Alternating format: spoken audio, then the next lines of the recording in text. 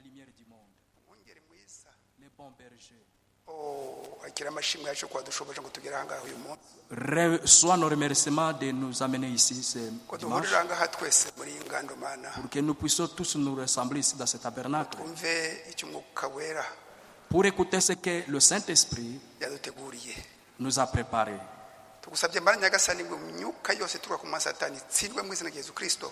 Nous te demandons, Seigneur Dieu Tout-Puissant, que tous les démons venant du diable soient vaincus au nom de Jésus-Christ. twumve ubutumwa bwiza mana Que nous puissions écouter la bonne nouvelle. tubwumvire mana Que tu puisses écouter à travers nous. uduhindure kuba koko abana bawe Que cela fasse de nous réellement tes enfants. mana uhoraho mana nziza Dieu éternel, Dieu utari bon. bagera aha ngaha nyagasani ubahe umuhati wo kwihuta ngo bagere aha ngaha Ceux qui ne sont pas encore là, donne le courage pour arriver ici. be gucikanirwa n'ifunguro ryacu Qui mana ne puissent ryiza pas manquer cette nourriture, Seigneur.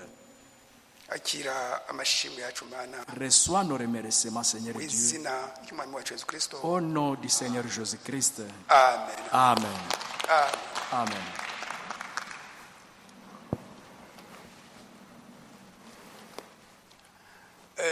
turakomeza inyigisho twatangiye ku cyumweru gishize. Nous continuons avec l'enseignement qu'on a débuté la semaine passée.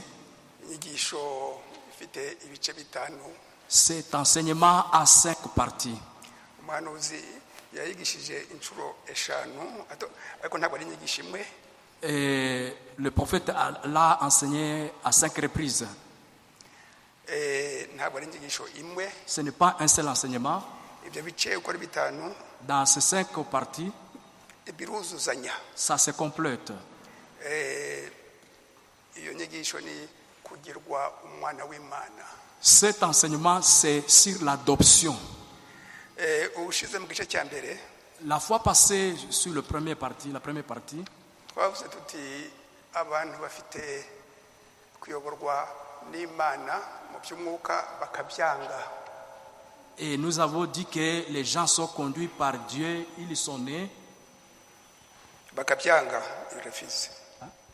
ils refusent cela. Ils refusent. abantu ntabwo bishimira ngo Imana ibayobore. Les gens ne veulent pas que Dieu puisse les conduire.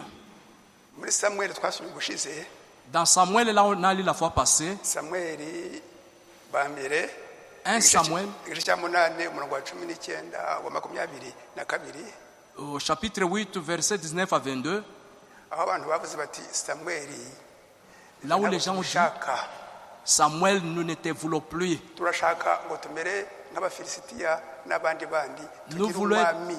comme être de Philistins et les autres.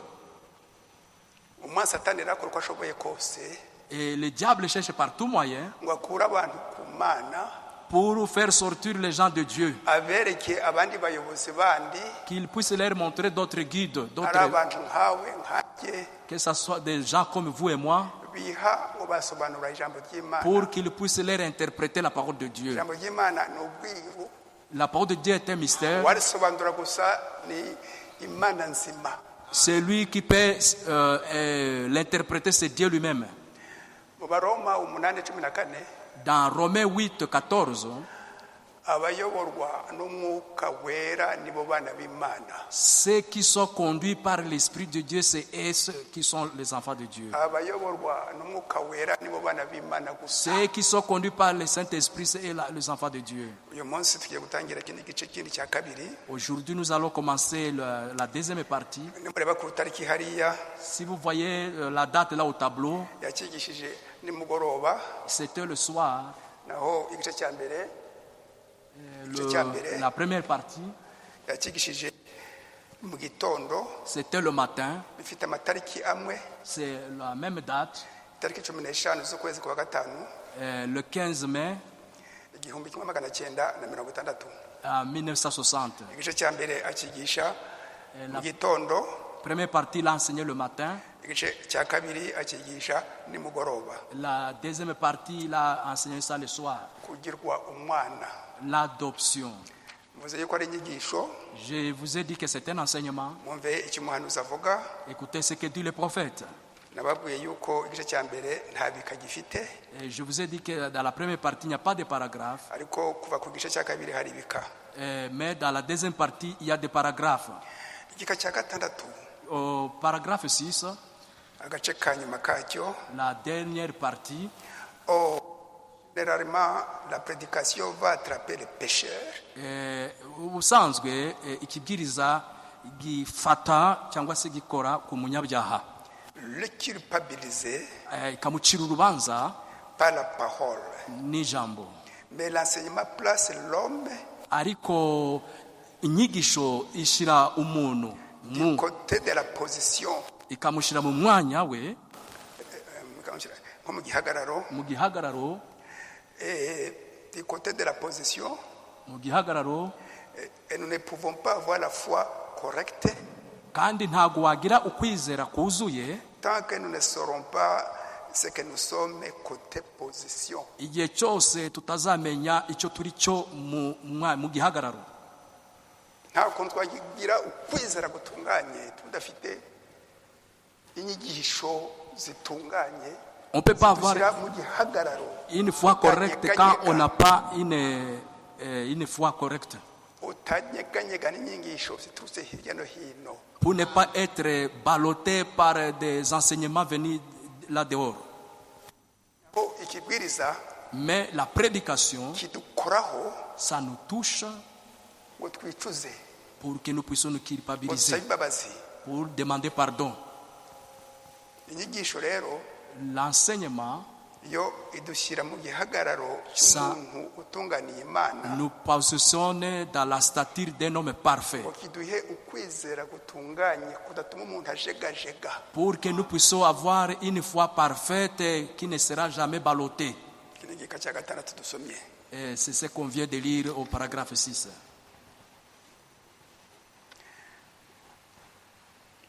Aho tumaze gusoma ni mu Baefeso. Et là où nous venons de lire dans Éphésiens, Umve uko umuhanuzi ahavuga. écoutez comme le prophète l'explique. Abaefeso ni igitabo kigufi, ni ubutumwa Imana yahaye Paulo ngo abuzanire itorero rya mbere. C'est un petit message que Dieu a donné à Paul pour qu'il puisse donner à cet âge-là. Gifite ibice bitandatu gusa bigufi. Ça, seulement 6 chapitres. Umve uko umuhanuzi avuga. Écoutez ce que dit le prophète. Donc l'épître aux Éphésiens, Et igitabo cy'Abaefeso, ibitabo by'Abaefeso, comme je viens de le dire, nk'uko mvuye kubabwira, c'est l'un des livres les plus importants du Nouveau Testament. ni igitabo cy'ingenzi cy'isezerano rishya. Bashiki banje bene data, Mes frères et sœurs, ni igitabo kigufi cyane gifite ibice gusa bitandatu. ça seulement 6 chapitres. Ndabasaba ngo tugisome Je voulais que nous puissions, tutashye. vous puissiez le lire à la Aho maison. umuhanuzi avuga ati c'est l'un des livres les plus importants du Nouveau Testament. Ni kimwe cy'igitabo cy'ingenzi cy'isezerano rishya. Alors j'ai typifié ce livre avec celui de Josué. Nayigereranyije n'igitabo cya Yosuwa. Si vous remarquez, Nimureba neza, Israël est sorti de l'Égypte. Israeli yavuye mu Egiputa, Il y a eu 3 étapes habayo intambwe eshatu à leur voyage. mu rugendo rwabo. Une étape, c'était de quitter l'Égypte. Urugendo igice cya mbere cyari kuva mu Egiputa, L'étape suivante, c'était le désert. icya kabiri yari mu butayu, Et l'étape suivante, c'était Canaan. icya gatatu yari i Kanani. Canaan ne représente pas l'âge du millénium. Kanani ntabwo igereranywa n'ingoma y'imyaka igihumbi, Il représente seulement l'âge du vainqueur. ahubwo igaragaza igisekuruza cy'abanesheje. Il tuait, il brûlait des villes. Baricaga, batwikaga ibintu, imigi. Alors que dans le millénium, il y a la paix. Kandi muri ngoma y'imyaka igihumbi hari amahoro. Alléluia. Amen. Umuhanuzi ari kugereranya igitabo cya Yosuwa. Le prophète typifie les livres de Josué. Igitabo kirekire gifite ibice 24. Ça, c'est un livre qui a 24 chapitres.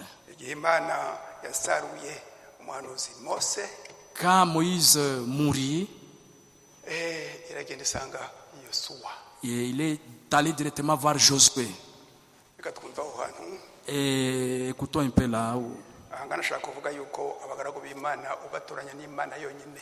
Et là, je voulais dire que les serviteurs de Dieu, c'est Dieu lui-même qui les choisit. Nta wundi ubatoranya.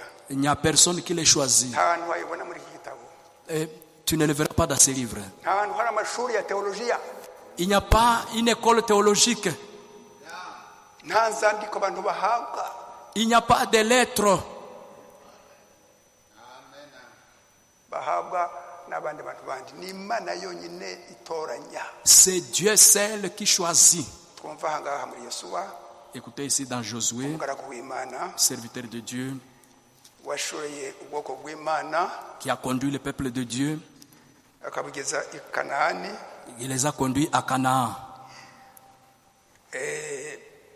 Yosuwa igice cya mbere. Josué chapitre 1er. Mumve umutwe Imana itoranya Yosuwa ngo azungure Mose. Dieu qui choisit Josué en remplaçant Moïse. Ubwo Mose umugaragu w'Iteka yaramaze gupfa. Après la mort de Moïse, serviteur de l'Éternel, Uwiteka abwira Yosuwa mwene Nuni umufasha wa Mose ati, l'Éternel dit à Josué, fils de Nun, serviteur de Moïse, umugaragu wanjye Mose yapfuye.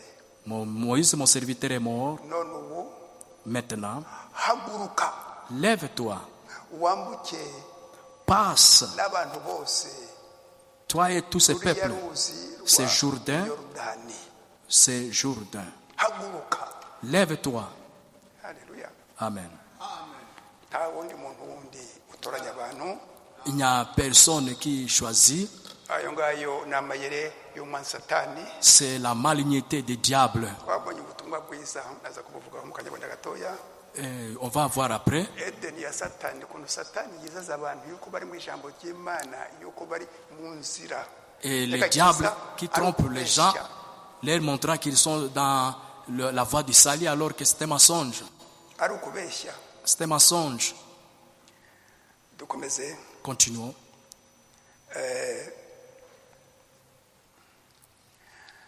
Angaha or Canaan représente par l'âge du millénium. Twabivuze. Et Canaan ne représente pas le millénium. Hari ibice bitatu mu gusohoka muri Egiputa. Abayisiraheli bari bariyo barasohoka n'igice cya mbere. Il y avait la première partie où ils s'étaient sortis. Baherekejwe n'inkingi y'umuriro yatuziye hejuru. Ils étaient conduits par cette colonne de feu que vous voyez là, Basohoka muri Egiputa. sortant de l'Égypte. Igice cya kabiri bagera mu butayu. Deuxième partie, c'était arrivé au désert. Barahatinda cyane. Ils ont beaucoup fait du temps. Igice cya gatatu Troisième partie, na Yosuwa avec Josué, barambuka ils ont traversé Yorodani. les Jourdains. Bafite amasezerano yuko bazafata igihugu cy'isezerano Kanaani. Avec la promesse de prendre la terre promise, Canaan. Haleluya. Amen. Natwe rero mu isezerano rishya Nous aussi, dans le Nouveau Testament, dufite izo ntambwe eshatu. nous avons ces trois parties. Intambwe ya mbere ni ugusohoka muri Egiputa. La première étape, c'est sortir de l'Égypte. Egiputa yacu ni iyihe? Quelle est notre Égypte? Egiputa yacu Notre Égypte, ni iyi si n'amadini aho kavuyo kose. c'est le monde et cette confusion-là des dénominations. Isi n'amadini hamwe. Le monde et les dénominations, Yo Egiputa ngo dusohoke. c'est ça notre Égypte dans laquelle nous allons sortir. Ubutumwa bwiza Nous avons vu dans le message, gusohoka kwa gatatu dans le troisième exode, aho Imana yatumye umuhanuzi tigenda babwire basohoke où bazanye. Dieu a dit à Josué, à Moïse de sortir. Mu byahishuwe Dans Apocalypse, igice cya gatatu umurongo wa 20, chapitre 3, verset 21, Yesu ari gukomanga ku mitima yacu ngo dusohoke tuve mu Egiputa. Jésus est en train de frapper à notre porte pour que nous puissions sortir. Ngo dusohoke tumusange. Nous puissions sortir et les rencontrer. Intambwe ya mbere niyo ngiyo yo gusohoka muri Egiputa. C'est sortir de l'Égypte. Yo gusohoka mu madini n'iyisi. Sortir des mondes, des dénominations. Iyo mvange y'ibyaha n'ibindi byose Ce tubisohokemo. mélange de péchés, de dénominations. Dusange umwami Yesu Kristo. pour aller à la rencontre du iyo Seigneur dusohotsemo Jésus-Christ. rero Quand nous sommes sortis, tuba duteye intambwe ikomeye. là, nous faisons un grand pas. ikidusohora ni iki? Ni ukuza kumva ijambo ry'Imana, Ce qui nous fait sortir, c'est quoi? C'est kumva l'écoute de la ubutumwa parole. bw'igihe cyacu, Pour écouter les messages de notre temps. dusubiramo ubwo butumwa neza nk'uko umuhanuzi yabuduhaye, abuhawe nawe n'umwami Yesu Kristo. Pour bien répéter ces messages de Dieu tels que le prophète l'a reçu. kubusubiramo Répéter cela, atari gutanga ibisobanuro byacu sans donner nos propres explications. ni teolojiya iyo ngiyo C'est ça la théologie n'amadogtrine. et des doctrines. umuhanuzi adusaba ngo musubiremo. Le prophète nous demande de répéter. Haleluya. Amen. tugasohoka kubera yuko twizeye ubwo butumwa twabwumvise. Nous sortons en disant que nous avons cru à ces messages. iyo ubwizeye rero Quand tu le crois, utera intambwe tu fais un pas. yo kubaza icyakurikiraho. Tu demandes la question suivante. bakagusubiza bati ihane On te dit, repens-toi, ubatizwe mu izina rya Yesu Kristo que tu sois baptisé au nom de Jésus-Christ ubabarirwe ibyaha byawe. pour le pardon de tes péchés. ukomeze wiyeze Continue à te sanctifier nawe uzahabwe iyi mpano y'umwuka wera. et c'est comme ça que tu auras le don du Saint-Esprit. tubisoma mu ibyakozwe n'intumwa igice cya 2:38. C'est dans Acte 2, verset 38. twagera hepfo ku murongo wa 39. Au verset 39, iri sezerano ni iryanyu cette promesse est pour vous n'abana banyu et vos enfants n'abari kure bose, et ceux qui sont au loin abazahamagarwa n'umwami Imana yacu. et ceux qui seront appelés par le Seigneur notre Dieu. Haleluya. murumva neza yuko wateye izo ntambwe zose Vous comprenez que c'est lui qui a fait toutes ces pas. ugategereza ngo ugere ku gihagararo gishimishije umwami Yesu Kristo, Pour arriver aho à la- ari ku ntebe y'imbabazi. À la statue d'un homme parfait, là où Jésus se trouve sur le trône de miséricorde, yuko Yesu wenyine niwe ubatirisha umwuka wera. Jésus est le seul qui baptise du Saint-Esprit. tubisoma muri Matayo 3:11. C'est dans Matthieu 3, verset 11. Yohana umubatiza avuga ati ngende batirisha amazi umubatizo wo kwihana. Jean-Baptiste vous baptise d'eau, mais je vais vous baptiser du Saint-Esprit. Il y a quelqu'un qui va vous baptiser du Saint-Esprit. Matayo 3:11. Matthieu 3, verset 11. ati ariko hari ubundi wundi ugiye kuza Il y a quelqu'un d'autre qui va venir. uzabatirisha umuriro n'umwuka wera. Il va vous baptiser du Saint-Esprit et du feu. mu butumwa bwiza bwa Yohana L'évangile de Jean, igice cya mbere umurongo wa 33.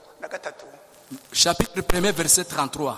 Yesu Kristo wenyine niwe ubatirisha umwuka wera. C'est le Seigneur Jésus-Christ qui baptise lui-même du nta Saint-Esprit. muntu uwo ari we wese ku isi ufite iyo nshingano wabikora n'umwami Yesu Kristo. Personne n'a cette responsabilité-là de donner le Saint-Esprit en dehors de Jésus. mwene data mushiki wacu kageze ku kigero cyiza, Quand mon frère, ma sœur a atteint un niveau élevé, areba impamvu ye n'intego ye, en regardant, suivant son motif et son objectif, Yesu Kristo amubatirisha umwuka wera. Jésus-Christ lui baptise du Saint-Esprit. mbere yo kubona umwuka wera kuva waca mu mazi menshi Avant- Yesu Kristo, De recevoir le Saint-Esprit en passant par le baptême et par immersion au nom de Jésus-Christ, uhura n'ibigeragezo byinshi. tu passes par beaucoup Uba d'épreuves. uri mu butayu, Tu passes par le désert. mu butayu, Dans le désert, aho ngaho niho abantu benshi bapfuba c'est là où beaucoup de gens bakagwingira, ils ne grandissent pas. niho abantu bagwingira. C'est là où ils ne grandissent pas. akikubita ku mutima ngo nabatijwe mu izina ry'umwami Yesu Kristo. Ils se frappent pour dire, moi j'ai été baptisé au nom de Jésus. ntabwo bihagije, Ce n'est pas tout, c'est pas suffisant. ntabwo Ce bihagije. n'est pas suffisant. uti nta cyaha nkora, Oh, moi je n'ai pas de péché. uti nta na gito, ntabwo bihagije. Ce n'est pas suffisant. isuzume urebe niba ufite umwuka wera. Et examine-toi pour voir si tu as le Saint-Esprit. pfukama, Prie, agenouille-toi. ndabigarukaho mu kanya. Je vais y revenir. kuva muri Egiputa natwe nibyo dusaba, Nous aussi, nous quittons l'Égypte, c'est ce qui nous est hanyuma demandé. tugaca mu butayu Nous passons par le désert kugeza ku munsi jusqu'au jour Yesu Kristo aza kubatiza n'umwuka wera, akambatiza où Jésus-Christ me baptisera, te baptisera du mba Saint-Esprit ninjiye muri kanani yacu, pour entrer dans notre mba Canaan, ninjiye mu isezerano ryacu. pour qu'il puisse nous donner notre promesse. Haleluya. Amen. Isezerano ryacu ni umwuka wera Notre promesse, c'est le Saint-Esprit. ukiri aha ngaha kuri iyi si. En état ici, là. Intsinzi yacu ni umwuka wera. Notre victoire, c'est le Saint-Esprit. Reka dukomeze. Et continuons.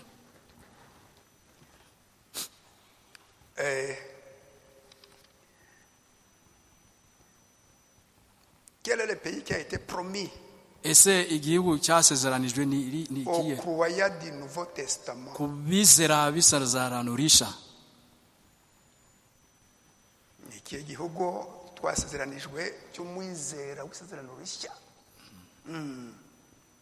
La promesse, c'est le Saint-Esprit. Isezerano ni umwuka wera. Alléluia.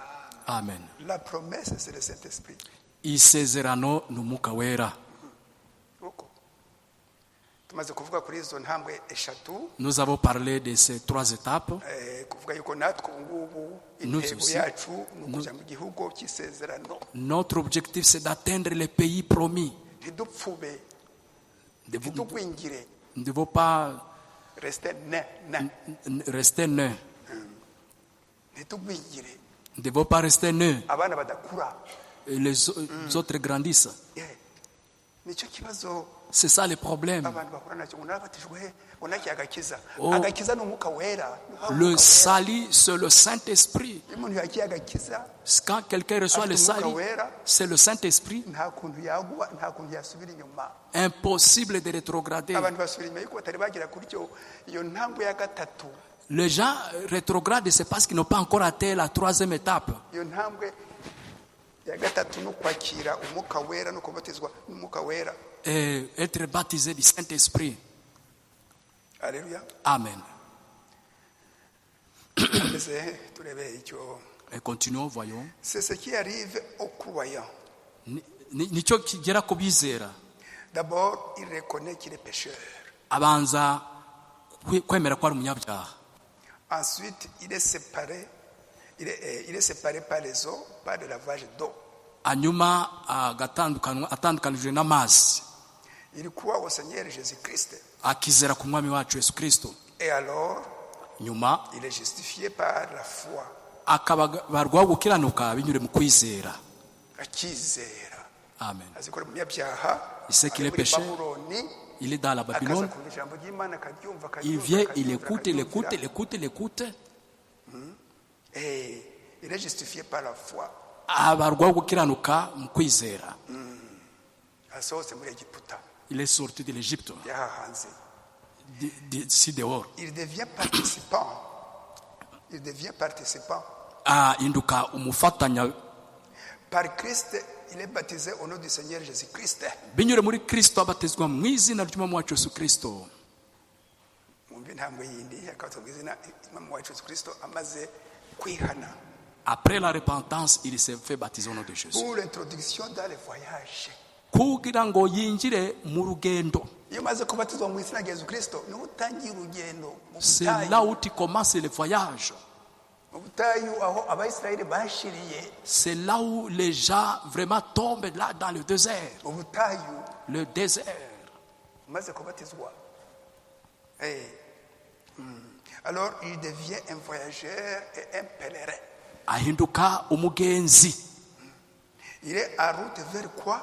Ari mu nzira agana he? Il est en route envers quoi? Agana he? Udafite umuyobozi, udafite umugide. Sans un guide, Uratakara. tu seras perdu. Uratakara. Tu seras perdu. Nkunda kwasoma cyangwa cya 36. J'aime beaucoup lire ce paragraphe 36. Nkunda cyane. Un paragraphe que j'aime beaucoup. Saint-Esprit, le guide auquel Dieu a pourvu. Umwuka wera umugide Imana yaduteganyirije. Nous traversons une région sauvage. Tunyura mu ishamba. Nous sommes en route vers quelque part. Turi mu nzira tugana ahantu runaka. Et nous ne pouvons pas nous débrouiller sans ce guide. Ntago twakwifashisha tutafite uwo mugide. Que personne n'ose pas essayer de substituer un autre guide. ntagire umuntu usimbuza uwo mugide n'undi. Kugira umuntu uhangara ngo asimbuze uwo mugide w'Umwuka Wera n'undi muntu uwo ari we wese azaguta mu rwobo utazavamo. Tu tomberas dans une grotte. Abageze muri parike nka za Virunga, Ceux qui sont déjà arrivés dans les parcs comme Virunga, ils savent. Même si tu es très important, comment il y a des lois à suivre. Il a des lois, le guide. Il dit, reste ici. Il doit suivre les lois. Si tu ne suis pas, il dit, je te dis au revoir. Tu dois signer. Tu dois signer. Alléluia. Amen. Que personne n'ose pas essayer de substituer notre guide. Ntakagira umuntu uhangara gusimbura uwo mugide. Ntaguhangara. Uwo mugide n'Umwuka Wera. Si vous le faites, numubikora, celui-là vous sortira des rangs. Uwo ngo azabakura mu nzira. Azakura mu nzira. Mais ce guide-ci, ariko uwo mugide wo il connaît les chemins. azi inzira neza, Il connaît chaque pouce du chemin. azi mu tuyira twose, Il connaît chaque pensée de votre cœur. azi ibitekerezo byose mufite, Il connaît tout le monde ici présent. azi umuntu wese uri aha ngaha, Il sait qui vous êtes azi uwo ari we et que vous avez fait n'icyo wakoze, et tout à votre sujet. ibikureba byose. C'est le guide de Dieu, le Saint-Esprit. Ni umugide w'Imana, Umwuka Wera. Amina. Uwo mugide wacu. C'est lui notre guide. On veut. Écoutez, Israël, quand ils sont arrivés à Kadesh Barnea, Israël imaze kugera i Kadeshi Barnea, les espions sont allés explorer et ils ont dit, abatasi bagiye kutata baravuga bati, le pays est très grand. ngo igihugu ni kinini, Nous ne pouvons pas nous en emparer. ntabwo twakwigarurira. Les villes sont fortifiées. Irazungurutse hose. Mais Josué et Caleb se sont opposés. Ariko Yosuwa na Kalebu barabyanga, Ils ont dit, baravuga bati, nous sommes plus que capables de nous emparer. ngo turusheho kugira ubushobozi bwo kwigarurira. Écoutez, Mwumve, toute cette génération-là a péri dans le désert. icyo gisekuriza cyose cyarimbutse mu butayu, Sauf les deux qui étaient allés dans le pays promis. nteretse babiri bagiye mu gihugu cy'isezerano, Et on avait ramené la preuve que c'était un pays. bagarukanye ibimenyetso. Abasohotse mu Giputa, Ceux qui sont sortis du désert, abasigaye ni babiri gusa. c'était Josuwa na Caleb. deux personnes. Abandi nabavukiye mu butayu. D'autres sont nés là au désert. Nta kuvuga rero ngo ngewe undi wa kera muri message Pas question de dire je suis un ancien du message. mu butumwa rwose mumazemo imyaka 20. J'ai déjà fait 20 ans dans le message. Ntacyo bivuze ku Mana. Cela ne veut rien dire devant Dieu. Igifite agaciro ku Mana, Ce qui est important pour Dieu, wakiriye Umwuka Wera. c'est est-ce que tu as déjà reçu le Saint-Esprit? Ni ikibazo C'est ça la question intumwa zabazaga que les disciples posaient comme question abizera. aux croyants. Tubisoma mu byakozwe n'intumwa On lit ça dans les Actes des igice Apôtres, cya 19 chapitre 19, kuva ku murongo wa mbere au premier verset ukagera ku murongo wa 5. jusqu'au 6e verset. Warizeye, Tu as crié, wakiriye Umwuka Wera, as-tu reçu le Saint-Esprit? bashidikanya Si bati, tu doutes, ni umubatizo ki? quel baptême as-tu été baptisé? Intego yacu twese Notre objectif tous, ni ukwakira Umwuka Wera. c'est de recevoir le Saint-Esprit. Udafite Umwuka Wera Sans le Saint-Esprit, uracyari mu butayu. tu es encore au désert. Iyo wakwifata neza ute, Même si tu te comportes iyo comment, wakwisuzuma neza, même si tu udafite Umwuka t'examines, Wera, que sans le Saint-Esprit, ibyo nta kamaro ku Mana. cela ne veut rien dire pour Dieu. Nta kamaro ku Mana. Cela ne veut rien dire pour Dieu. Dukomeze ubutumwa umwami wacu Yesu Kristo yatwoherereje. Continuons avec le message que notre Seigneur Jésus-Christ nous a envoyé, Umuhanuzi William Mario Branham. en le faisant passer par le prophète William Marion Branham. C'était la promesse de prendre le pays. yari isezerano ryo kwigarurira igihugu. Alors au lieu de continuer à avancer, mukomeze urugendo, nous twe tukomeze jusqu'à ce que nous puissions recevoir le Saint-Esprit kugeza ubwo tuzakira umwuka wera, et recevoir la puissance de Dieu. tukakira imbaraga z'Imana. Je suis déjà resté dans le désert. Abantu benshi bigumira mu butayu. Narabatijwe, J'ai été baptisé, sinikora ibyaha, je ne fais plus les péchés, sinkibeshya, je ne mens plus, sinkiba, je ne vole plus, sinkisambana. je ne commets plus Ibyo d'adultère. ntacyo bivuze ku Mana. Cela ne veut rien dire Tera pour Dieu. intambwe Continue, ugere mu gihugu cy'isezerano. avance jusqu'à la Icyo gihugu ni terre umwuka promise. wera. C'est le Saint-Esprit, ce pays-là. Alléluia. Amen, amen. Icyo gihugu ni umwuka wera. Ce pays, c'est le Saint-Esprit. Mais les croyants, Ariko abizera, l'équipe de Caleb et de Josué, bariya bakarebe, itsinda rya Karebe n'abayosuwa, ils ont continué à avancer vers la promesse. bo bakomeje mu misezerano, Ils ont poursuivi leur route bakomeje inzira yabo pour entrer dans le pays kugira ngo binjire mu gihugu Canaan. i Kanahani, Ils se sont emparés de ce pays. bigarurira icyo gihugu, Ils se sont établis dans le pays. baricara mu gihugu, Ils ont pris possession de Canaan. bafata barigarurira mbese. Et nous, Twe nous ne nous arrêtons jamais à la justification. ntago nta mpamvu yo kuhagararira mu kubarwa gukiranuka, À la sanctification. mu kwezwa. Continuons d'avancer. Tukomeze tutera intambwe, Continuons d'avancer tutera intambwe jusqu'au baptême du Saint-Esprit. kugeza ku mubatizo w'umwuka wera. Ne nous arrêtons pas en voyant qu'il nous a purifiés d'une vie de péché. Twe kureba gusa ngo yarangije kutweza ubuzima bw'ibyaha. Il nous faut courir vers le but. Tukomeze twirukange ku ntego. Notre promesse, Isezerano ryacu, le baptême du Saint-Esprit. umubatizo w'umwuka wera. Alléluia. Amina, amina. Abandi baragaruka baca abandi intege. Et il y a d'autres qui découragent, Abatasi, les espions. les espions. Nuko rwose baragaruka baca abantu intege. Ils sont rentrés pour décourager les autres. Bati Kanani. Ils ont dit Canaan, Igikomeye cyane. il y a de grands géants là-bas. N'abantu bafite imbaraga. Ce sont déjà très forts. Bati ntibishoboka. Il dit impossible en tout cas. Josué na Kalebu bati oya, Josué Caleb dit non, tuzabishobora. nous serons capables. Yuko ni isezerano ry'Imana.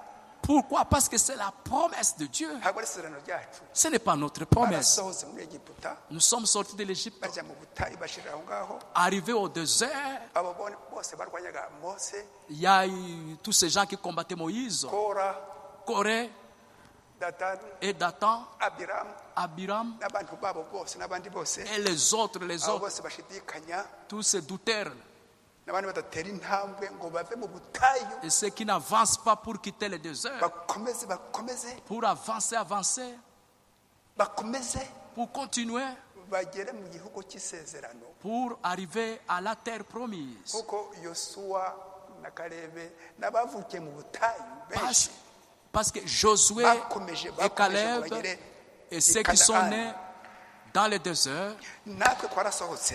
nous sommes sortis. Buri muntu ahangaha wese yarasohotse. Chacun de nous est sorti. Twari dufite amadini twari turimo, On était dans des dénominations, abandi ari abapagani d'autres des païens, baraguza ngo zireze, tous ces gens, les fétiches, tout ça. des féticheurs. Twarasohotse. Nous sommes sortis. Intambwe nziza. Nous avons fait un grand pas. Twizeye message, twizeye ubutumwa bw'igihe Nous avons crié au message. turihana. On s'est repenti. Tubatizwa mu mazi menshi mu izina ry'Umwami Yesu Kristo. Nous nous sommes repentis et baptisés au nom de Jésus-Christ. Turi mu butayu ubu ngubu rero. Nous sommes au désert. Dukomeze urugendo rwacu. Continuons. Tugere mu gihugu cy'isezerano Jusqu'à la terre promise, aricyo Umwuka Wera. qui est le Saint-Esprit. Twe kuba impfunya Que nous ne soyons pas de kwashorkor y'umwuka tuyishyire uruhande. kwashkor spirituels. Mettons ça de côté. Amanjagara tuyashyire uruhande. Mettons toutes ces choses de côté. Tujye ijambo ry'Imana turyumvire. Mangeons la parole de Dieu. Mangeons. Twisuzume. Examinons-nous. Kugeza igihe Umwami Yesu Kristo wicaye ku ntebe y'imbabazi. Jusqu'à ce que Jésus qui est assis au trône de miséricorde, Azavuga ati umuhungu wanjye umukobwa wanjye ntacyo atakoze. il dira mon fils, ma fille a tout fait. alors il te baptisera de son Esprit Saint. Alors là, tu seras arrivé au pays promis. Le Saint-Esprit. C'est ça. C'est le type des livres des Éphésiens qui est comparable au livre de Josué, comparé au livre des Éphésiens. Le livre des Éphésiens, où Paul, il les a écrits. Il dit aux saints qui sont à Éphèse. Aux saints qui sont à Éphèse, c'était une église sainte, une église remplie du Saint-Esprit. Amen, amen. Où ils ne supportaient pas de péché volontaire. Ils ne supportaient pas de ceux qui commettaient des péchés volontaires. Volontairement.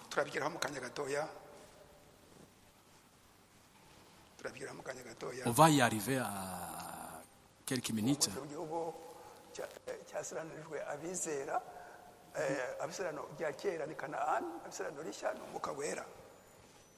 Les pays qui étaient promis, les croyants du Nouveau Testament, c'est le Saint-Esprit. Je vais un peu reculer parce que c'est un grand enseignement. Écoute, au paragraphe 48, mwibuke murebe ni ikintu rwose gikora ku mitima yacu. Chacune des mères israélites en donnant naissance à ses enfants, ababyeyi bose b'abamama babyaraga abana, quand elle était dans les douleurs de l'enfantement, mu gihe bari mu bise, mu gihe cyabo cy'ibise cyo kubyara, elle a donné le nom précis de l'endroit où il serait placé dans le pays promis. Babahaga mbese amazina neza neza iwanye naho bazatura. Amina. Abo babyeyi bari mu bise bagatanga amazina yaho abo bana bazatura. Yaho abo bana bazatura. Et Josué qui ne le savait pas, kandi Yosuwa utaruzi, par respiration, mu guhumekerwa, conduit par le Saint-Esprit, ayobowe n'Umwuka Wera, après être entré dans le pays, amaze kwinjira mu gihugu cy'isezerano, il a donné à chaque homme sa promesse, aha buri wese isezerano rye, exactement ce que le Saint-Esprit avait promis à leur naissance. Neza neza nk'uko Umwuka Wera yabivuze mu kuvuka kwabo. Amen. Nta muntu wabwiye Yosuwa umukozi w'Imana ati uko Imana yambwiye kuri umwana wanjye, ariko c'est le Saint-Esprit qui il les a placés là-bas, là dans le pays de Canaan.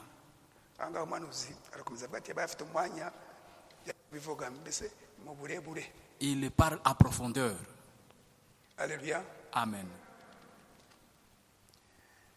Mais une fois qu'ils sont nés bamaze kuvuka et qu'ils ont pris position de leur naissance dans le royaume de Dieu, bamaze gufata mbese igihagararo cyabo mu bwami bw'Imana, alors le Saint-Esprit a placé dans l'église, Umwuka Wera yashize mu mwanya mu itorero, angana mu gitabo cy'Abaefeso, certains comme apôtres, bamwe abagira intumwa, certains comme prophètes, abandi abahanuzi, certains comme docteurs, abandi abigisha, certains comme pasteurs, abandi abashumba, certains comme évangélistes, n'abandi abavuga butumwa. Et puis il a placé des dons, ashyiramo impano de parler à langue, mu kuvuga mu ndimi, l'interprétation, no gusobanura, la connaissance, ubumenyi, la sagesse, ubumenyi, les dons de guérison, impano yo gukiza indwara, de toutes sortes de miracles. n'ibitangaza bisanzwe. Ahangaha n'Abaefeso igice cya 4, Ephésiens 4, mwakwandika aho ngaho Abaefeso igice cya 4, écrivez ça, Ephésiens 4, kuva ku murongo wa 11 au verset 11, ukamanuka, en descendant, aho yatanze izi mpano où il a donné ses dons. abantu batiga mu mashuri Les gens qui n'ont pas étudié, ahubwo Imana igatanga izo mpano. mais Dieu qui donne ses dons. Hari impano y'ubuhanuzi, Ces dons prophétiques, impano idasanzwe. c'est un don spécial. Umuhanuzi ni ijwi ry'Imana. Les prophètes, c'est une voix de Dieu. Umuhanuzi Les prophètes, amayerekwa il a de visions adasinziriye. sans dormir. Imana ikamurika ibintu. Dieu lui montre des choses. Ni umuhuza wacu n'Imana. C'est lui qui nous lie avec Dieu, notre Hari intermédiaire. impano y'intumwa. Il y a l'appel d'un apôtre. Iyo mpano rero Ces dons-là, igushyiramo ça met en toi imbaraga nyinshi muri wowe, une grande puissance à toi. ikakubuza amahoro Ça te, kiretse ukoze icyo kintu. tu manques la paix jusqu'à ce que tu accomplisses cette œuvre-là. Intumwa Un apôtre, yumva il écoute, yashinga il fait. amatorero hirya no hino, Il sent, lui, l'appel de faire des églises de gauche à droite.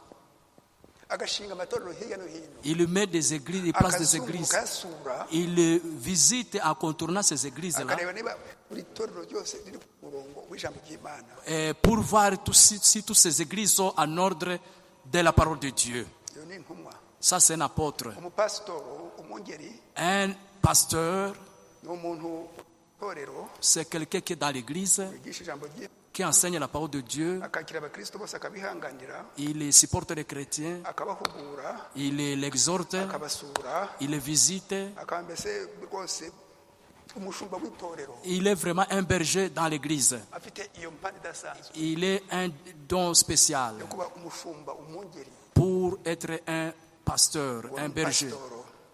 un pasteur. Umubwirizabutumwa Un évangéliste, umuntu ushyushye ushaka ngo abantu bihane ibyaha byabo, c'est quelqu'un qui est bruyant, il aime amener les gens à la repentance. ajya mu butumwa butuma abantu bibona yuko ari abanyabyaha ngo basabe imbabazi. Lui, il se lance dans des prédications pour amener les gens à la Abantu repentance. bagashyuha cyane, Les gens sont vraiment dans la chaleur, bakarira ils pleurent. bakarira kubera yuko abakoze ku mitima yabo, Ils pleurent parce que la prédication les a touchés.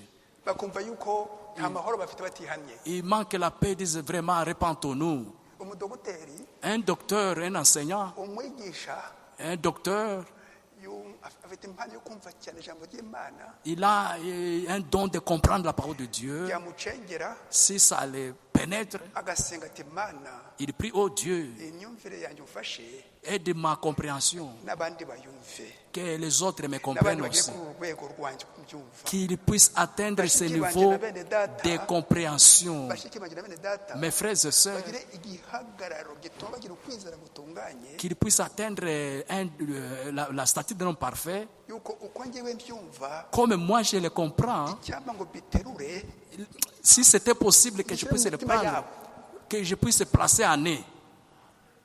ahuza iyi message ubutumwa Il prend ce message na Bibiliya, et la Bible, agapfukama agasenga, et il s'agenouille, il prie. Imana ikamuhishurira uburebure bwabyo, Dieu lui révèle la profondeur de cela, uburebure bwabyo, la profondeur de cela. nawe akavuga ati Mana, Mana, Mana, Lui aussi dit Dieu, Dieu, Dieu, Dieu. mbe umugende umuyoboro, Aide-moi à être un canal, ngo nawe bumve uko nanjye mbyumva. qu'il puisse comprendre comme je le comprends. Haleluya, Amen. bumve uko nanjye mbyumva, Qu'il comprenne comme je comprends. ubu burebure babwumve nabo, Qu'il puisse comprendre même cette profondeur. bagire igihagararo be kunyeganyega, Qu'il puisse atteindre une position qui ne ballotte pas. be kuza ahangaha Qu'ils ne viennent pas ici ngo basinzire, pour dormir. ahubwo batege amatwi Qu'ils écoutent n'umutima wabo, avec leur cœur. bagire iri jambo bumve mbese uburebure bwabyo. Qu'ils puissent recevoir cette parole. Haleluya. Amen. Ariko bose bagamije iki? Bose bakorera hamwe bagamije iki? Et quel est leur objectif? Reka tuhasome, Lisons, ndari kuvuga mu magambo yanjye que je ne parle pas de mes umwanya paroles. mutoya. Bagamije ibintu bibiri, Il y a des choses, des objectifs dans tout ngo cela. bageze abakristo ku gihagararo cya Kristo, Qu'ils amènent les chrétiens à la position de Christ. ku gihagararo cya Kristo. La position de Christ. Bageze ku gihagararo cya Kristo rero, Kristo azabatisha umwuka wera. Là où Alléluia. Jésus-Christ peut le baptiser du Saint-Esprit. Mwumva ahangaha turi Écoutez muri ici. Efeso 4, Faisait 4, umurongo wa 13. verset 13. kugeza ubwo twese tuzasohora kugira ubumwe bwo kwizera Jusqu'à ce que nous soyons tous parvenus à l'unité de la no foi kumenya umwana w'Imana et de la connaissance du Fils kandi de Dieu, kugeza ubwo tuzasohora à l'état d'homme fait, kuba abantu bashyitse bageze à la ku rugero rushyitse ku gihagararo cya mesure Kristo, de la stature parfaite de Christ. ku gihagararo cya Kristo. Haleluya. La mesure parfaite de Christ. muri cya gihagararo za ntambwe indwi C'est ça cette Kristo vertu. aravuga ati Christ dit, ugeze ku gihagararo tu es arrivé au point kigomba kwinjira mu nécessaire bwami bw'Imana, pour entrer dans le royaume de kwinjira Dieu, muri Kanaani, pour entrer au Canaan, kwinjira mu isezerano pour entrer dans la rishya. promesse, Iyo sezerano rishya Cette- kubatizwa n'umwuka wera, Kristo akubatiza. pour être Yuko baptisé. twese ahangaha imbere, abasangaho imbere, Pour tous ces gens qui viennent ici devant, inshingano yacu nous tous, notre responsabilité, ce n'est pas de si crier, ukwiyereka. ce n'est pas de se faire voir. Inshingano yacu Notre kugira ngo responsabilité, tubazamure mugere ku gihagararo cya Kristo. c'est pour vous amener Kristo abatirisha umwuka à la wera. stature de Christ, Kristo abatirisha umwuka wera. pour Haleluya. que Christ puisse vous baptiser du Saint-Esprit. abaza ahangaha twese Nous tous qui venons ici, twitaze nous nous écartons tubereke Kristo pour vous montrer Christ dupfiriye qui est mort pour nous. ku musaraba akamena À la amaraso ye croix, il a versé son sang, ngo adukize ibyaha, qui nous sauve du ngo péché, aducungure, qui nous rachète, atugarurire ibyo Adamu na Eva batakaje qui nous ramène ce que Adam et Ève ont perdu, ubugingo bw'iteka hamwe n'Imana, la vie éternelle, umunezero, la joie, ngo ibyo batakaje ce qu'ils ont perdu. ngo tubigarurirwe. Abantu bakiri ahangaha Et alors que nous sommes ici, ubuke bundi bushya que nous soyons nés de nouveau, tube urugingo rw'Imana, nous soyons une partie de Dieu, tube uwiteka hamwe n'Imana tukiri ahangaha kuri iyi si. que nous soyons éternels avec Dieu ici sur la terre, tube uwiteka hamwe n'Imana tukiri kuri iyi si. pour être éternels avec Dieu ici sur la terre. Haleluya. Amen. Mwumva ahangaha. Écoutez ici. Mais si vous êtes né de nouveau, Niba muvutse bwa kabiri, vous êtes vivant avec Christ. muri bazima na Kristo, hamwe na Kristo. Si vous êtes né de nouveau, Iyo muvutse bwa de kabiri, l'Esprit de Dieu, umwuka vous w'Imana devenez une partie de Dieu. muhinduka igice cy'Imana, Vous êtes éternel avec lui. muri witeka hamwe n'Imana. Ukiri ahangaha kuri iyi si, En état ici sur la uba terre, urugingo rw'Imana. tu deviens une partie de Dieu.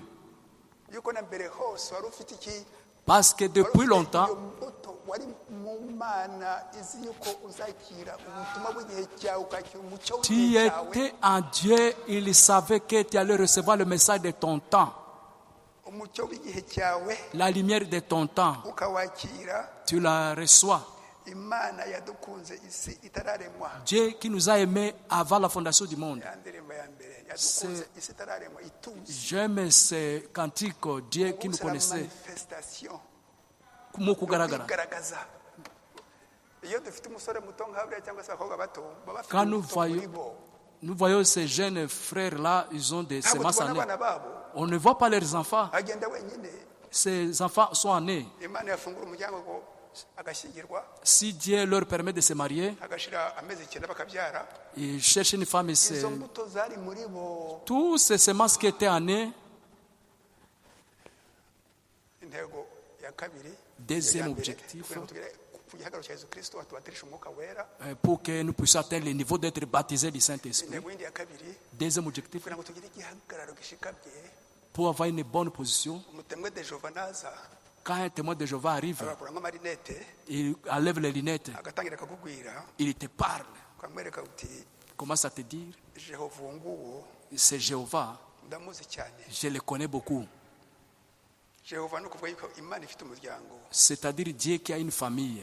Uwo Jehova ni we Yesu. C'est Jéhovah là, c'est Jésus. Ni we Yesu Kristo. C'est lui Jésus-Christ. Atiye, Il dit oui, uti ni we Yesu Kristo. c'est lui Jésus-Christ. Uti nta mana rwose eshatu zihaba. Il n'y a pas trois dieux. Atasoma muri Bible Yesu nawe aravuga ati data. Et même Jésus dit, mais tu vois, Jésus dit même Père. Ni ukuri koko. C'est vrai. Ise ni umwuka Son Père, c'est le Spirit wari umurimo. qui était en lui. Bamubajije bati utwereke data, ati wambonye data. Il a dit, celui qui me voit a vu le Père. Nta wundi data wundi uhari. Il n'y a pas un autre Père. Yohana mu kiruhuko cya Patimo Jean d'Ali de Patmos, ahabwa umugisha udasanzwe ngo ajye mu il ijuru a reçu une grande bénédiction ngo asure mu ijuru pour visiter le ciel. yageze gusa abona imana imwe kandi arayimenya asanga ari yesu kristo nta wundi wundi Il a vu au ciel, il n'a pas vu un autre Dieu si ce n'est que Jésus-Christ. Jésus-Christ yicaye ku ntebe y'imbabazi. qui était assis sur le trône de miséricorde. Haleluya. Mu isezerano rya kera Dans l'Ancien Testament, uwiteka uhoraho l'Éternel Jéhovah, isezerano rishya byose byagiye muri yesu kristo. tout cela est entré en Jésus-Christ. Haleluya. Amen. umutemuteje ukamwakira neza Vous comprenez? ukamusomera imirongo myinshi cyane yuko na yesaya Tu lui lis Ésaïe, mu isezerano rya kera imyaka 700 800 ans yesu ataravuka. avant la naissance de Jésus. yesaya 9:5 Ésaïe chapitre 5, 6, 9:5 chapitre 5, verset 9. Chapitre 9, verset 5. ati umuhungu yatuvukiye umwana Un enfant nous est né. azi tugitangaza Il s'appellera azi twiwiteka Éternel, imana ihoraho Dieu Tout-Puissant. iramwereka Vous le montre. imana izarema umubiri spécial wa yesu Dieu créera un corps spécial de Jésus. Il va entrer ubwuzuro bwose bw'imana toute la plénitude de la divinité. ubwuzuro bwose bw'imana bukajya muri Toute la plénitude de la Yesu. divinité. Kolosayo Ça, c'est dans Colossiens, igice cya mbere umurongo wa 19. chapitre 1, verset 19. Haleluya. Amen.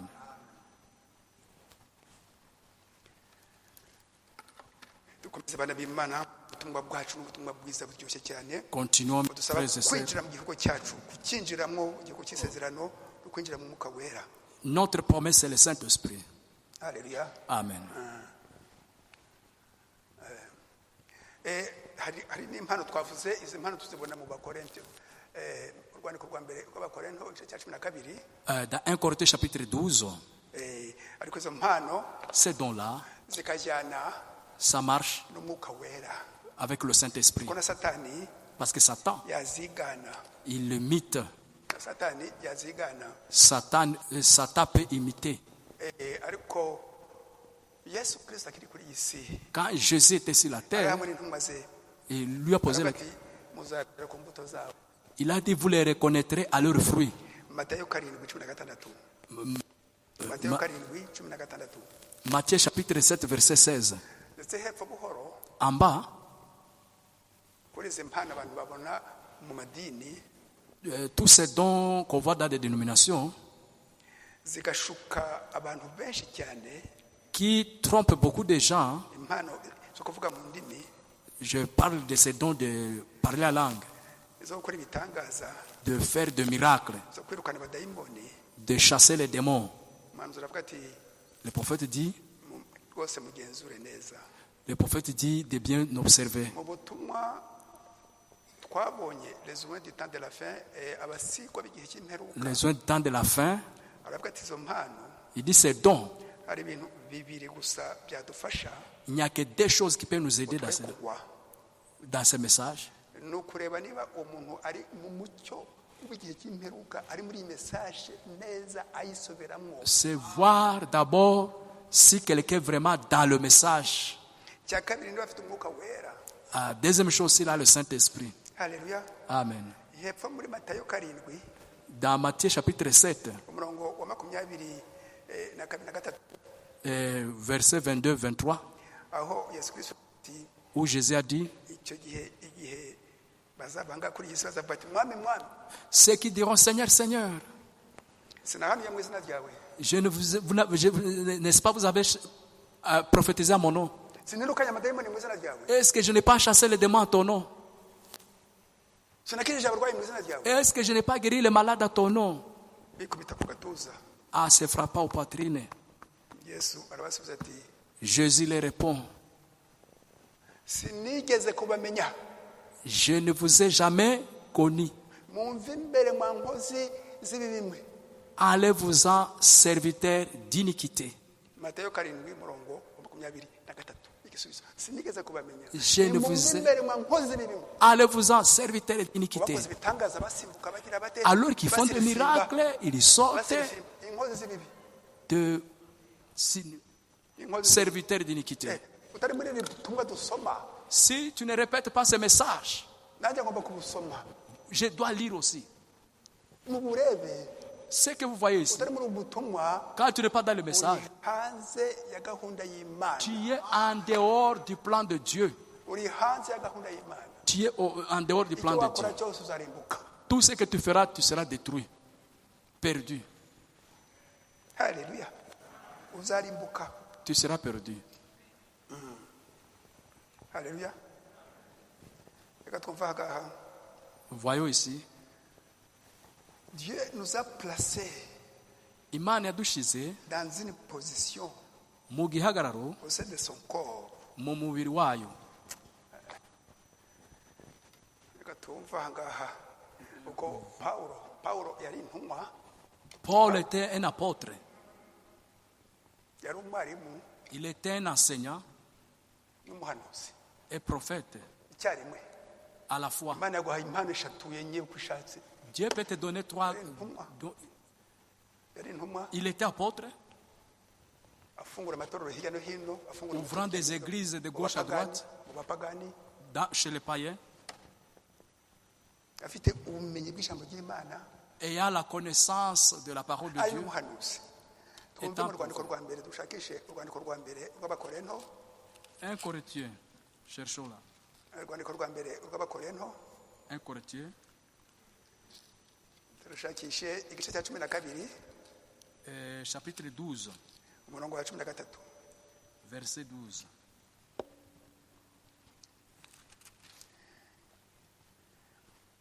Tugiye kuvuga ibintu bikomeye aha ngaha. Je vais dire une grande chose ici. Haleluya. Amen. Urwandiko rwa mbere rw'Abakorinto, igice cya 12 umurongo wa 13. 1 Corinthiens chapitre 12, verset 13. Ni umurongo gusa umwe. Un seul verset. Kuko mu mwuka umwe twese arimo twabatirijwe kuba umubiri umwe. Amen. Naho twaba abayuda cyangwa abagiriki, naho twaba imbata cyangwa abumudendezo, kandi twese twujujwe umwuka umwe. Twabatirijwe mu mwuka umwe ngo tube umubiri umwe wa Kristo. Nous avons tous en effet été baptisés dans un seul esprit pour former un seul corps, soit juif, soit grec, soit esclave, soit libre. Nous avons tous été abreuvés d'un seul esprit. Mwumviye abantu badafite icyo gihagararo ngo bumve yuko babatirijwe twese twabatije mu mwuka umwe. Écoutez, tous ces gens ont été baptisés d'un seul esprit pour être un seul corps de Christ. Écoutez là. C'est là que l'église échoue. Ni hariya itorero rineshwa uyu munsi rikagwa uyu munsi. C'est là où l'église échoue. Ni hariya itorero rineshwa uyu munsi. Savez-vous que même votre conduite à vous peut empêcher quelqu'un d'autre d'être guéri? Uzi ko imyitwarire yawe yabuza umuntu gukira indwara aha ngaha? Ntabwo bakira indwara kubera imyitwarire. Les gens ne sont pas guéris à cause de vos comportements. Votre inconduite. Imyitwarire yawe. Inconduite. Vos péchés non confessés. byanyu mutatuye. Les péchés non confessés. Ibyaha bitatuye. Utihana ibyaha byawe n'ibiki byatuma abantu bagira ibibazo. Ça mène les gens à avoir des problèmes. Byatuma iri torero rineshwa cyane. Et au jour du jugement, ku munsi w'urubanza vous serez responsable de tout cela. Uzabazwa ibyo byose. Yosuwa après qu'il a traversé dans le pays, amaze kwambuka igihugu, Dieu lui a fait la promesse. Imana yamuhaye isezerano. Il a combattu pendant une campagne complète sans perdre un homme. Yarwanye uwo mwanya wose nta gutakaza n'umuntu n'umwe. Dieu a dit le pays t'appartient. Imana yamubwiye ati igihugu ni cyawe. Va combattre. Genda urwanwe. Aucun blessé. nta n'umwe wakomeretse. Ils ont tué les Amoréens, Bisha abamori, les Hessiens. bica abaheti, Ils n'ont jamais eu un seul blessé. nta n'umwe wakomeretse. Alléluia. Amen, amen. Bagendera kuri iri jambo yuko iyo abantu bari umwe mu Mana, Imana iba iri hamwe nabo. Et ils allaient dans cette écriture qui dit si vous êtes un avec Dieu, Dieu est avec vous. Une fois, Akan a pris le manteau. Igihe kimwe Akani afata wa mwitoro utari uwe na zahabu arabyiba arabihisha aho hantu. Le lendemain, ils ont perdu 16 hommes. Bukeye batakaje abantu 16. Barapfa abantu 16 kubera icyo cyaha Akani akoze. Josué a dit, Yosuwa aravuga ati stop. Tuhagarare. Stop. Tuhagarare. Il y a quelque chose qui cloche. Hari kitagendeka. Duhagarare, dusubire inyuma. Basubire inyuma. Umwana zabisubiyemo. Basubire inyuma. Basubire inyuma. Il a publié un jeûne. Atumiriza abantu mu kwiriza ubusa. Et ils ont découvert. Baza kuvumbura yuko. Ils ont tiré au sort. Bakora ubupfindo. Et Akan a confessé. Akan aza rero kwatura. Ils ont tué Akan avec sa famille. Bahita bafata Akani baramwica we n'umuryango we. Ils ont brûlé leurs cendres. Ndetse batwika n'ivu yabo. Et ils ont laissé là comme monument. Iguma aho ngaho nk'urwibutso. Et Josué a continué simplement la bataille. Yosuwa akomeza intambara, imirwano. S'emparer de tout. Yigarurira byose. Sans aucune blessure parmi ces gens. Nta n'umwe ukomereka. Alléluia. Amen. Lisons dans la Bible. Josué chapitre 5. Chapitre 7. On va lire petit à petit.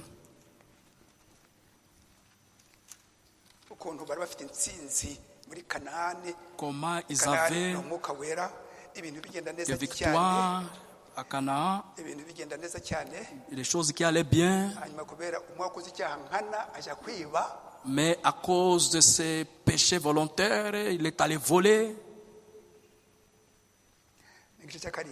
Verset 7.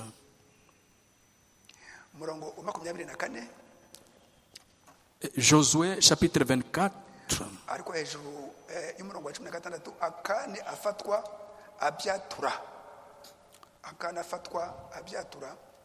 Chapitre 7 au-dessus du verset 16, le titre.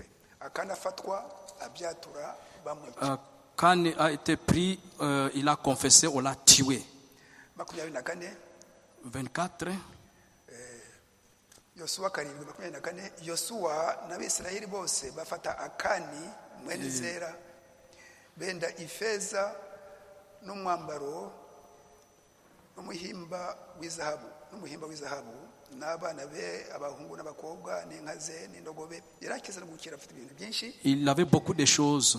N'intama ihema afite byose. Il avait tout ça. Babijyana mu gikombe cyitwa Akori. Ils ont amené là-bas. Bagezeyo Yosuwa aravuga ati niki cyatumye utugwa nabi nawe Uwiteka arakugwa nabi uyu munsi. Il dit pourquoi tu as fait ceci? Dieu aussi va te punir. Tout Israël a frappé des pierres. Et sa famille, ils les ont brûlés. Après cela, ils ont eu une grande partie. Ils ont mis beaucoup de pierres sur lui, sur les cendres.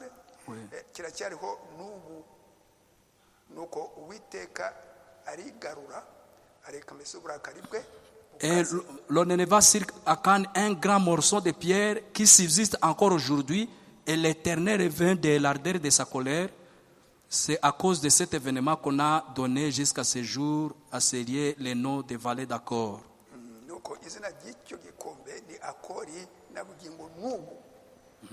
Alléluia. Amen. Bene data bashiki banjye muri Kristo, Mes frères et sœurs en Christ, twumve neza ibyo umuhanuzi atubwira. écoutons bien ce que dit le prophète. Ati itorero Il dit l'église rigomba gusa n'itorero rya Efeso, doit être semblable à l'église d'Éphèse.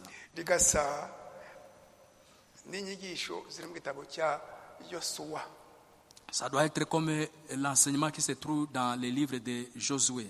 Reka twumva aha ngaha Écoutons. mwandike iki gika cya 57 Écrivez ce paragraphe 57, igika cya 57 57.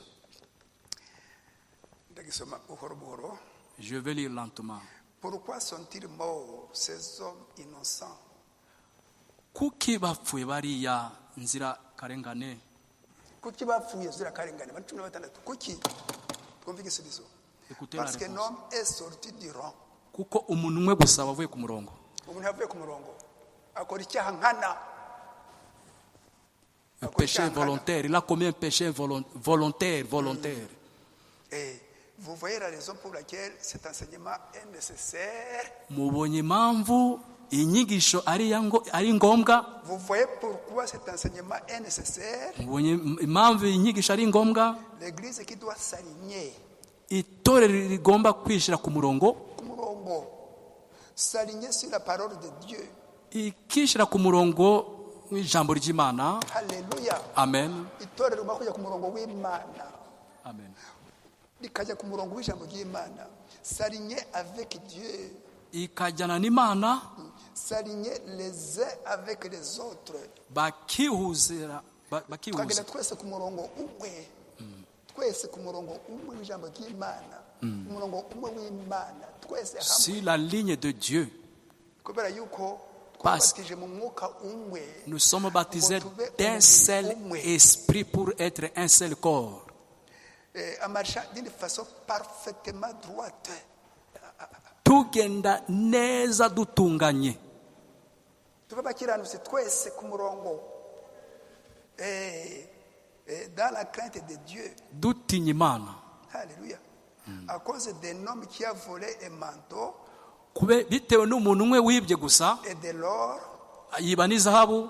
Quelque chose qu'il n'aurait pas pu faire. Ikintu atakwiriye gukora. Ces hommes ont perdu la vie. Bituma bari abantu bose batakaza ubuzima bwabo. Turi umubiri umwe. Nous sommes un seul corps. Même spirituellement. Uretse n'iby'umwuka. Sans tenir compte même des spirituels. Uyu mubiri wacu. Notre corps ici. Ivunja iyo rije ikagufata mwino. Il y a une piste qui entre. Mwino l'orteil. Ubura amahoro. Tu manques la paix. Ushaka igikwasi Tu cherches la solution pour enlever. Bakarikuramo. Pour faire sortir. Iyo kanseri fashaka ku rutoke. Si tu prends ton doigt. Bagapemba gasanga ari kanseri. Quand on voit un cancer. On coupe les doigts pour que ça ne puisse pas corrompre tout. On coupe les doigts, on jette. Quand tu as une grosseur, une tumeur dans le ventre, on a peur, on enlève, on jette. Amen. Et spirituellement aussi, si réellement les gens ont été baptisés du Saint-Esprit, mubiri udasanzwe umwami wacu Yesu Kristo, qu'on ne voit pas. Si l'un a fait une mauvaise chose, cette église sainte, elle est affectée. Est affectée. À des tâches. Voilà. Supporter des gens qui commettent des péchés volontaires dans l'église, parce que nous sommes un seul corps de Christ. Haleluya. Amen. Hari umuntu wasitara Quelqu'un peut... urakora icyaha asitaye on ne peut pas... uri gutwara imodoka Celui qui conduit un véhicule, agahagarara imbere wa il est cogné quelque part. ntabwo wanyoye inzoga Tu n'as pas bu, nta muvuduko ufite tu as un sang, umuntu arapfuye. quelqu'un est mort. No muri leta Même devant les... bakora ankete On fait l'enquête. bakaguha igihano gitoya cyane. On te donne une peine là qui n'est pas beaucoup de temps. Mu by'umwuka rero Et spirituellement, iyo itorero rifite umugambi ngo ritere imbere et si l'Église a un objectif d'avancer, nta kwihanganira abantu nk'aba ngaba il ne faut pas supporter de telles personnes. abakora ibyaha nkana. Ceux qui font des péchés volontaires. Ijambo ry'Imana uko rivuga La parole de Dieu dit, n'ubutumwa bwacu et notre message, ababibonye et ceux qui font, bamugirira ibanga bagira ibanga. ils ont des secrets. Ubonye mwene data afite ikintu kibi Si tu vois un frère à une mauvaise chose, wamwiboneye n'amaso tu y as vu avec tes propres yeux. kurikiza ibyo ijambo ry'Imana rivuga muri Matayo 18 mwandike mirongo. Et suis ce que dit la parole de Dieu dans Matthieu 18. Matayo igice cya 18 Matthieu 18, kuva ku murongo wa 15 kugeza ku murongo wa 17 du verset 15 au verset 17. usanga ute mushiki wanjye Va le voir, mon frère, ma soeur. uti nakwiboneye n'amaso Je t'ai vu avec mes propres yeux. ujya mu kabare Tu es allé au bar. unywa inzoga hamwe n'abapagani. Tu buvais avec des païens. uti mushiki wanjye ibyo bintu Ma soeur, bikoza isoni itorero ryacu ça c'est ridiculiser notre église. byatuma itorero ryacu ritagira umugisha w'Imana kubera wowe. Cela fait que notre église ne soit pas bénie à cause de toi. Yavuze ati ni ukuri koko mwene data urakoze kumpugura. Il va dire, oui, oui, mon frère, merci beaucoup de m'exhorter. ati reka sabe imbabazi Imana Attends que je demande pardon à Dieu, fata icyemezo kutongera burundu hein, fata icyemezo que je prenne la décision kutazongera burundu de ne plus le faire ibintu bishirira aho ngaho. et pour empêcher la bénédiction. ntabwo bivuga Il ne faut pas aller raconter cela. ne faut pas racontesera ntabwo bivuga. Ça, tu ne peux pas le dire. iyo agushitira akavuga ati genda S'il dit, vas-y, uri umupolisi wanjye menteur, uri umupolisi est-ce que tu es un policier? uri umupolisi wanjye Est-ce que tu es un policier? uragana ugashaka abandi babiri Tu vas aller encore chercher des autres. ukabibabwira neza Vous les approchez encore igisubizo cye pour le voir. ukamusanga Vous les rencontrez. yakwemera ikosa yakwihana S'il se répand, bigashirira aho ngaho ça se termine par là. Imana ikamubarira. Je t'ai pardonné. yakongera cyangwa se nandi yakwanga S'il refuse, mukabigeza ku itorero. tu l'amènes devant l'église. Itorero rifite umuresponsable w'Imana yahamagaye. L'église a un responsable que Dieu a placé n'Imana yamuhamagaye nta muntu wamushyizeho. et qui est placé là sans l'intervention humaine. n'Imana yamuhamagaye C'est Dieu qui l'a donné cette responsabilité. ukayimugezaho Tu l'amènes. nawe aramuhugura akamusengera. Lui aussi va le voir.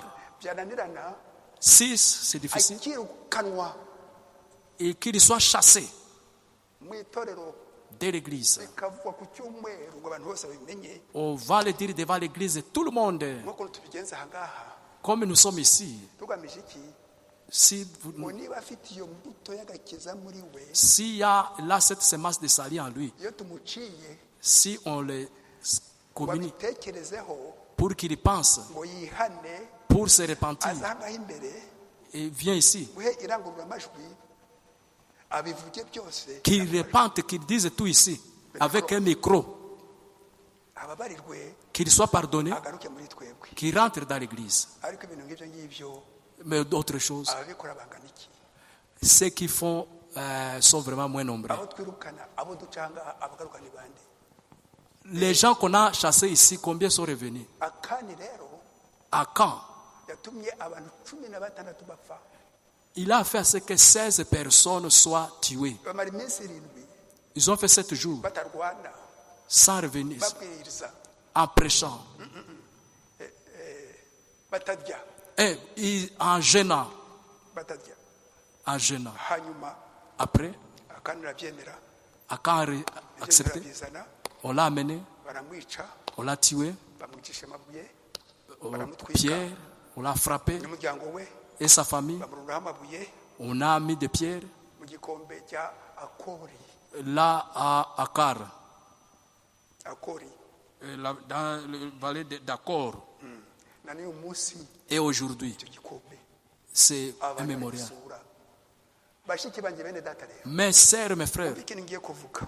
il y a une chose que je veux dire.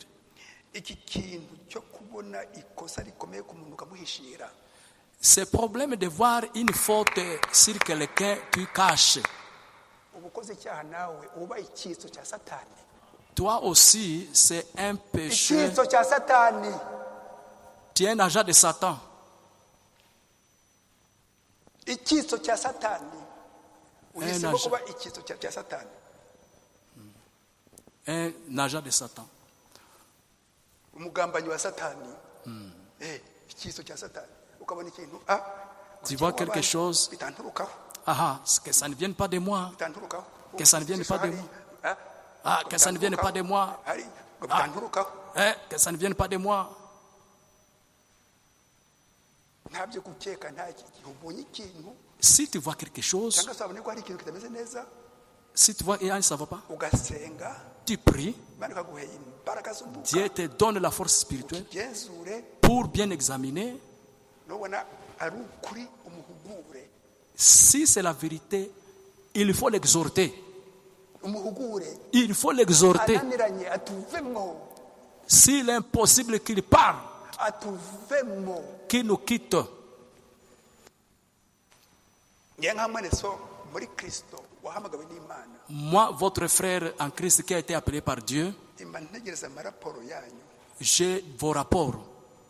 Nta kuntu agendera ku bintu by'amagambo Je ne vais pas avec des paroles ibintu by'amagambo ou des choses de critiques. kanaka ngo kanaka Oh, tu sais tel et tel et tel. nta no kuvugana ahubwo wowe reba icyo kintu niba ari ukuri Toi, voici cette chose est la vérité. shakisha amakuru yose vuba vuba. Fais tout pour savoir, pour connaître bien.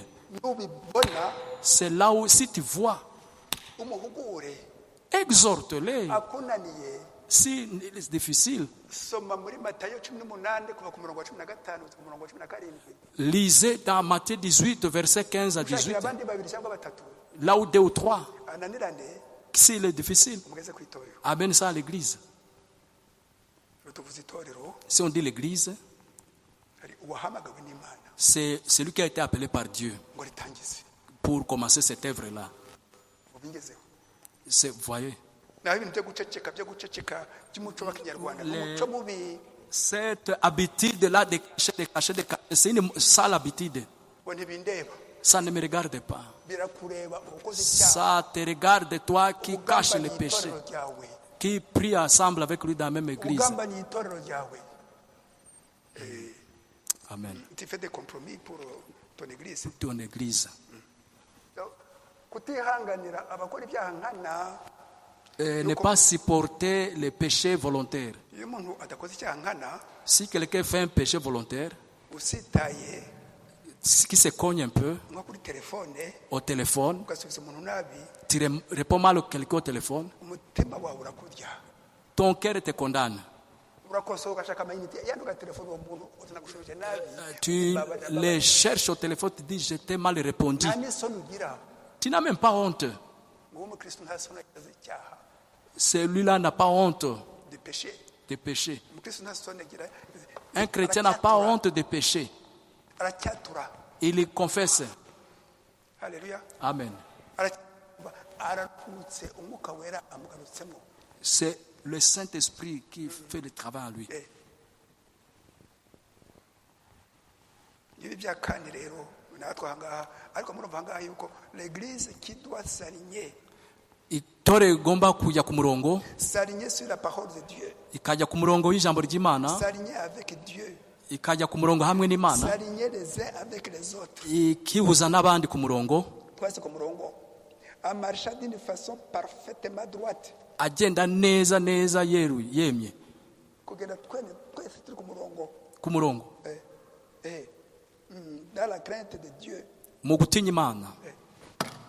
Ngibyo. C'est ça. Votre conduite, Imyitwarire yawe, vos péchés non confessés, bya byaha byanyu bitatuwe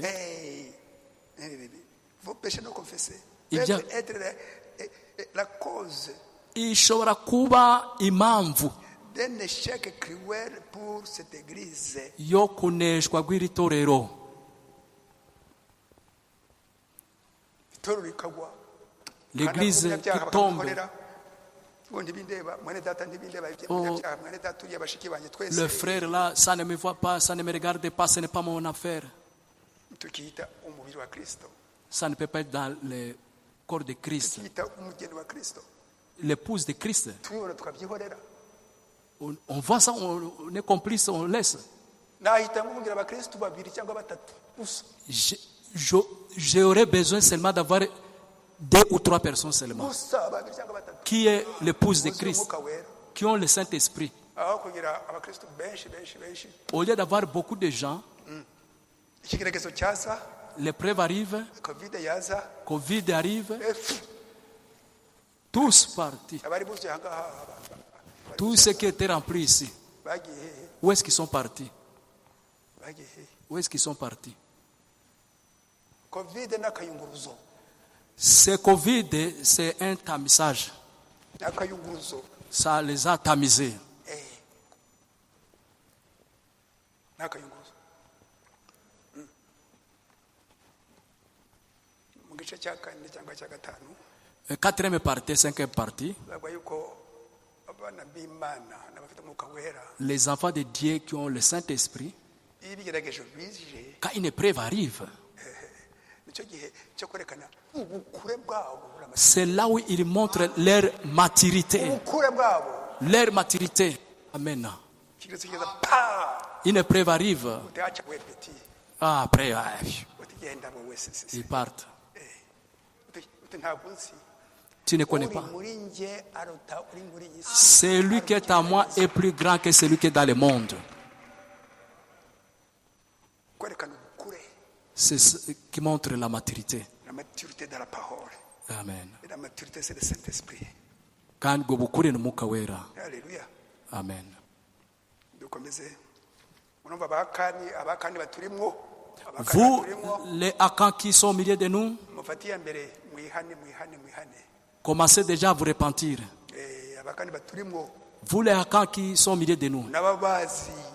vous, vous les complices aussi qui êtes là, Ibyitso bya Satani. les complices de Satan. Hanyuma mukaza hanga muri ibyitso bya Satani. Vous venez ici étant des complices de Satan. Kwa jina la Yesu.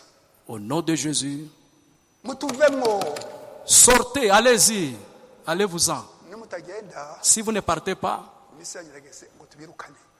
on va vous chasser. Imisi yageze ngo tubirukane. Dans quelques jours, on va vous chasser. Abantu bakora ibyaha nkana. Des gens qui font des péchés volontaires. N'uciswe urababara cyane agasaba imbabazi umuntu n'ibikindi tukajya kumara agapfukama agasenga uciswe. Un enfant de Dieu, c'est quelqu'un qui se culpabilise dans son cœur, il regrette. Nuko nguko mwumva umuhanuzi ahanga aravuga ati vous n'êtes plus de bébés, Ntabwo mukira impinja, vous ne désirez plus du lait, ntabwo mukifuza amata, on n'a plus à vous dorloter, nta mpamvu yo kubahendahenda de kubahendahenda. Chers frères, chers sœurs, ngo frere sere, kubahendahenda, vous dorloter, à vous Kubahenda. flatter, kubasiga amavuta, à vous supplier kubinginga d'aller à l'église. ngo nyaboneka waza gusenga. Nta guhamagarana. Frere Minani, Frere Emmanuel, ngo nani ngo dufite amasengesho. Igihe utabizi bitari kuri gahunda yawe n'akazi kawe. C'est ton problème, il ne faut pas dire oh, nous avons la requête de ceci et cela. Ntabwo bampamagaye On ne m'a pas appelé, ngo sinjye yuko nta muntu wampamagaye. je ne peux pas aller parce qu'on m'a appelé. Ngo ntaho ndi bushye. Je ne peux pas aller. Ego. Ce n'est plus le temps de dorloter les gens, Iki si igihe cyo kwinginga abantu de vous flatter. no kubahendahenda. Les vrais chrétiens, ils sont arrivés à la pleine maturité. Abakristo b'ukuri bageze mu bukure. Bageze mu bukure. C'est le temps de manger des choses solides de Dieu. ahubwo n'igihe cyo kurya ibiryo bikomeye by'Imana avec une compréhension nette, ufite gusobanukirwa avec un neza entendement spirituel. ijambo ry'umwuka Il n'y a plus de confusion. nta kwivuyanga. N'igihe icy'ubukure C'est le temps maintenant de la maturité ngo mwigishwe ibintu bikomeye. pour enseigner des choses Umwana profondes, ari bebe pas de bébé. bamuha amashereka On lui donne des laits maternels kamara amezi atandatu pour 6 mois. batangira bakamuha utuntu bapondaponda akareba kagapondaponda On essaie d'écraser, n'utundi tundi de faire tout ça. na serelake n'utundi tundi yakora buhoro bakamuha utundi tundi S'il essaie un peu, vous donner un peu, ariko yamaze gukura mais s'il est agrandi, bamuha akaguru on lui donne, hein, akaguru k'inkoko on lui donne la cuisse d'un poulet. agahekenya Il mâche ça, il mâche. nta kuntu muponderaponda mvuge ati mama ati On dit, maman, ça je ne peux pas manger. umuha ibitoki akarya ukamuha ibirayi ku isombe Tu lui donnes vraiment des sombés, des virailles. akarya agahaga Il mange natwe les mu butumwa rassins. rero Nous aussi, iyo abantu bagitangira ahera ku tuntu duto ceux qui mangent des petites ububatizo mu choses, izina rya yezu kristo au nom de Jésus, imana imwe un seul Dieu. izo nyigisho nziza ngizo ariko ngo tugeze igihe cyo gufata ibyo kurya bikomeye by'imana Maintenant, nous sommes arrivés au point de manger des choses solides ngo twumve ubutumwa twategura umugeni wa nyuma uzazamuka pour écouter le message qui prépare l'épouse de Christ. ubwo butumwa n'amabanga yacu C'est ça notre secret. Pour connaître nos secrets, le mystère. tumenye ibyo abandi bandi batubanjirije batamenye Pour connaître ce que les autres qui nous ont précédés n'ont pas connu ibihe birindwi by'itorero dans les 7 âges de l'Église. ibimenyetso uko ari birindwi Les 7 âges de l'Église, uko bihuye bitya comme ça se combine. impanda indwi Pardon, impanda indwi 7 trompettes, igihe icy'amataha tugezemo ubu ngubu le temps de départ qui est arrivé, kuza k'umwami yezu kristo kuri bugufi la cyane venue du Seigneur qui est proche. dutegereje uwa nyuma uzajya mu gihugu cy'isezerano On attend la dernière personne qui entrera dans le pays promis. icyo gihugu ni ikihe ni umwuka wera C'est repos, c'est quoi? C'est le Saint-Esprit. umwami yezu kristo ukiri ku ntebe Et le Seigneur y'imbabazi, Jésus, yamubatiza quand il est baptise, akamanuka il descend. umwami yezu kristo Le Seigneur Jésus, ubu ngubu turi mu gice cya mbere cy'izamurwa cy'ijwi rirenga nous sommes maintenant dans la première partie des cris, des commandements, ijwi rirenga ridusohora qui nous fait sortir mu egiputa de l'Égypte ngo duce mu butayu pour entrer dans le désert, ngo twinjire mu mwuka wera pour entrer dans le Saint-Esprit. igihe yezu kristo azaba ku ntebe y'imbabazi Jésus-Christ, quand il quittera le trône de miséricorde, azaba ijwi ry'amarayika il deviendra le cri des commandements, abazaryumva la voix de l'archange. babera bari mu kirere cya gatandatu Ce sont imibiri yo mu les ijuru, saints qui se trouvent dans la sixième dimension, imibiri yabo izurwe que leur corps seront ressuscités. niyahiye yariwe n'inyamaswa imana iyizure yose Dieu va tout ressusciter, iyo mibiri yabo izurwe leur corps ressuscité, hanyuma habe ijwi ry'impanda et puis il y aura la trompette, tubyumve natwe que nous puissions écouter aussi, nabo et aussi duhindurwe que nous soyons changés. atwambike umubiri w'ubwiza usa n'umubiri we Jésus-Christ nous revêtira de son corps glorifié tujye mu gihe cy'imyaka 3 n'igice pour entrer dans les 3 ans et demi, cy'umunsi mukuru dans la fête des trompettes, imyaka 3 n'igice de 3 ans et demi, iyi si ihure n'ibyago birindwi biteye ubwoba et que cette terre puisse rencontrer les 7 plaies, fléaux, irimbukiye isi que ce monde détruit, igihe soit détruit. kigufi cy'imyaka 3 n'igice Dans les 3 ans et demi, aba ari intambara ikomeye cyane ya Harmagedon il y aura la grande guerre de Gog et Magog, Harmagedon Armageddon, imyaka 3 n'igice 3 ans et demi. abisirayeli muri Les icyo gihe cy'akaga gens d'Israël, pendant ce bagire temps abahamya de babiri tribulation, ils auront bagire abahamya babiri des témoins. umuhamya ufite umwuka wa Mose n'umuhamya ufite umwuka wa Eliya L'un aura l'esprit de Moïse et l'autre de Moïse, d'Élie, bakire message yingiye qu'ils reçoivent ce message ici. hakizwe ibihumbi 144 qui est 144 000 de sauvés. tubisoma mu byahishuwe igice cya 11 C'est dans Apocalypse 11 aho igihe yesu azamanuka ngo ategereze umugeni we bizamara iminota 30 où Jésus-Christ fera 30 minutes en descendant. cyo kimenyetso cya karindwi C'est ça le 7e saut. tubisoma mu byahishuwe igice cya 8 umurongo wa mbere Où nous lisons dans Apocalypse 8 verset 1. ibyo bintu bikomeye by'umugeni n'ibindi bindi byinshi tumenye gahunda yose y'Imana C'est ça le temps de l'épouse, n'imyaka n'igihumbi le millénium. iyo myaka igihe izashira niho hazaba intambara ya Goge na Magoge Après ces 1000 ans, c'est là où il y aura la guerre de Gog et Magog. satani atwikwe n'abantu bose Que le diable soit détruit. le jugement des trônes blancs Le jugement des trônes blancs.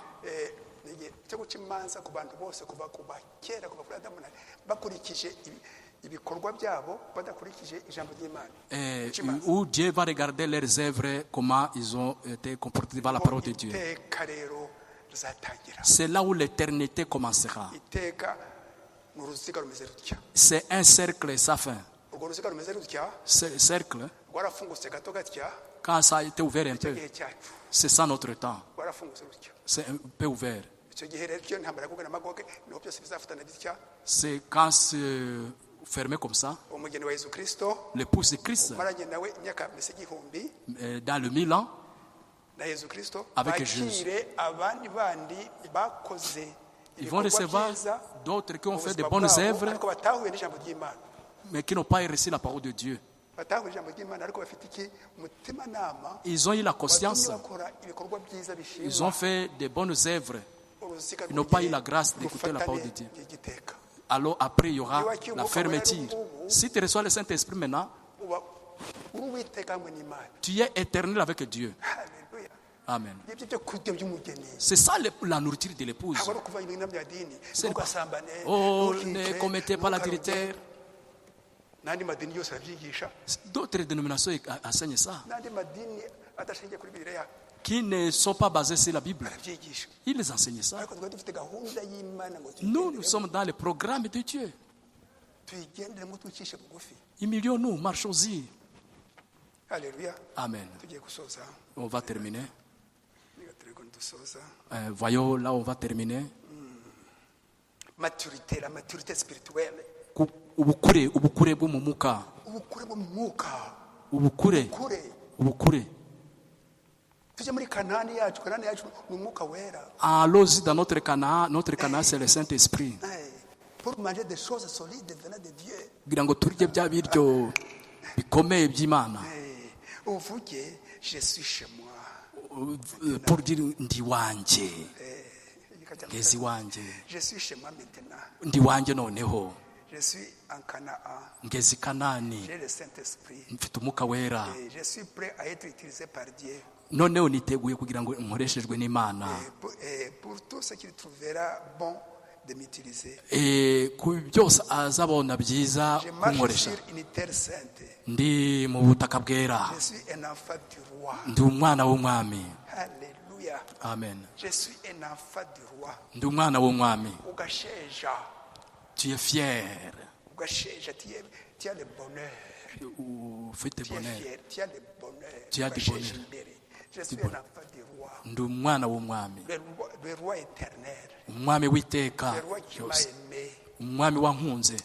il a pris un corps de Jésus il a versé son sang sur la croix Yafashe umubiri wa Yesu wamenye amaraso et pour être mon sauveur kugira ngo abe umucunguzi wanjye. abe umucunguzi wanjye umukiza wanjye Amen. je suis son enfant Ndi umwana we. gira umwana haleluya Amen. ube fier Ugasheja. usheje Usheje. unezerwe Amen. haleluya je suis en train de lire je suis chez moi maintenant je suis en Canaan Ndi wanjye noneho ngeze je suis Kanani. prêt à être utilisé par Dieu Niteguye gukoreshwa je n'Imana. marche sur une terre sainte Ndi kujya mu butaka bwera. iyo terre sainte ni iyihe ahangaha ku isi hari abami babiri Il y a des royaumes, des rois. Là, ibintu byose qui a toutes choses. bya gipagani n'amadini Des païens. bidasobanutse akaba abana b'Imana bari muri Kanaani bari mu mwuka Il y a les enfants de Dieu qui sont à Canaan. aho hantu bari rero là où nous sommes, n'ibyo bakora ce qu'ils font, bagomba kubitura Imana akaba ari ibintu byera. des choses saintes. Notre Ephésien, notre Josué, qui est le Saint-Esprit, abaefeso bacu, abafeso yacu ni ari umwuka wera. notre Josué, Yosuwa wacu c'est le Saint-Esprit ni aujourd'hui. umwuka wera uyu munsi. En effet, Josué veut dire Yosuwa bisobanura Jésus sauveur. Yesu umucunguzi, Josué mukiza. veut dire aussi Yosuwa na bisobanura le Saint-Esprit umwuka wera, qui est représenté dans le spirituel. bigaragara mu buryo bw'umwuka. Il est notre vaillant combattant. Niwe murwanyi wacu ukomeye. Umwuka wera. Il est notre grand conducteur. Niwe muyobozi wacu ukomeye. Notre grand conducteur. Muyobozi ukomeye. Oh frère. Oh mwene data. Mais un homme ou une femme umugabo cyangwa umugore qui est né de nouveau, wavutse bwa kabiri ils sont aussi sûrs. abazi neza neza. Ils sont aussi sûrs de la venue du Seigneur Jésus-Christ. Abahamirijwe neza mu kuza k'umwami. Ils sont sûrs qu'ils ont le Saint-Esprit. Abahamirijwe ko bahamirijwe ko bafite umwuka wera. Qu'ils ont un Saint-Esprit. Ko bafite umwuka wera. Baba bizi neza. Pas de il ne doute pas de ça. Il ne doute pas de ça. Car la promesse de Dieu kuko isezerano ry'Imana dans Ephésiens 4:30 mu Baefeso 4:30 n'attristez pas le Saint-Esprit de Dieu nimurakaza umwuka wera w'Imana par lequel vous avez été scellés.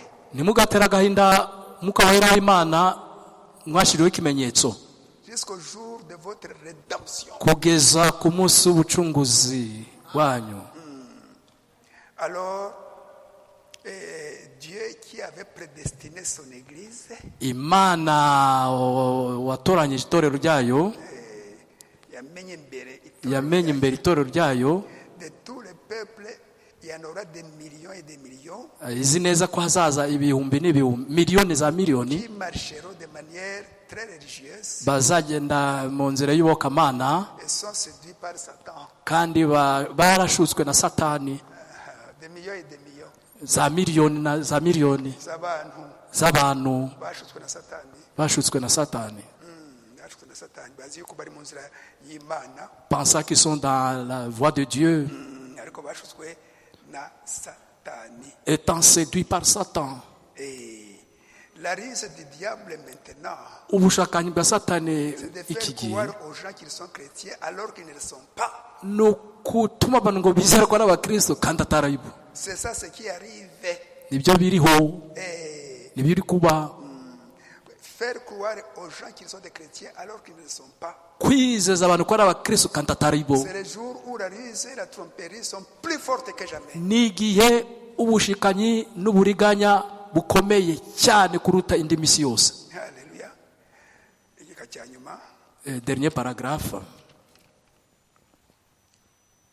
Nous sommes appelés par adoption. Duhamagawe nk'abatoranijwe kugira Dieu nous a adoptés. Imana yadushize yatugize abana pour être ses fils. Kugira ngo tube abahungu bayo. Nous sommes fils par naissance. Turi abahungu bayo binyure mu kuvuka. La nouvelle naissance spirituelle, avoir le Saint-Esprit. Kugira umwuka wera.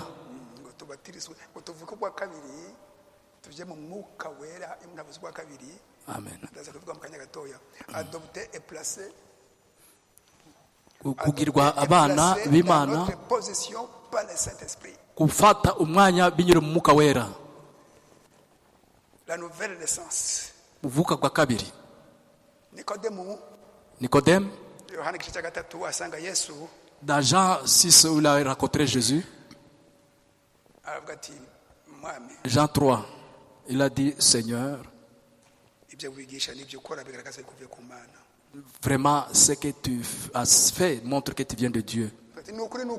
Il dit la vérité, yesu yigeze ahakana yuko avuye ku mana. Jésus n'a jamais refusé qu'il n'était pas venu de Dieu. Ni ukuri. Il dit en vérité. Ariko utabyawe ubwa kabiri Si wabona ubwami bw'Imana. tu n'es pas né de nouveau, Wabona ubwami bw'Imana. tu ne peux pas entrer dans le royaume. Uretse kubyarwa umusaza nkanjye umeze utya n'uruhara. Il dit, un vieillard comme moi avec la calvitie. Uretse no kubyarwa mu mazi no mu mwuka. Il dit, c'est d'être baptisé dans l'eau et Guca mu mazi dans l'esprit. ikimenyetso cy'inyuma. Entrer dans l'eau, c'est juste un signe extérieur. Kubyarwa n'Imana nzima ikaguha umwuka wera, Yesu Kristo aguha umwuka wera. La vraie naissance, c'est être baptisé du Saint-Esprit. Kubatizwa n'umwuka wera. Être baptisé du Saint-Esprit. Nta mwanya. Je n'ai pas de temps. Le baptême de Saint-Esprit. Mubatizo gumuka wera.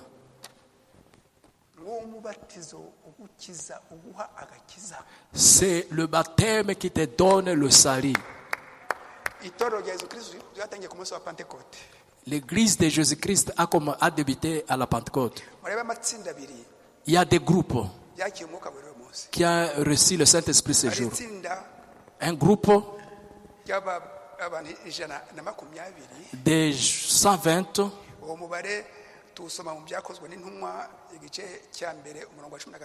Nous voyons ce nombre dans Actes chapitre 1er verset 5. Ils ne sont pas passés dans l'eau. Qui les a baptisés? Qui a été baptisé par immersion? Écoutez là. Qui a été baptisé? Ils étaient dans la chambre haute, priant. Ils ont attendu le premier jour, 10 jours, dans le programme de Dieu. Amen.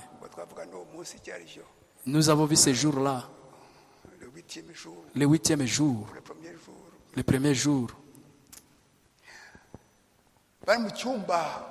Étant dans la chambre haute, dans la prière, ils ont vu des tremblements. Ils ont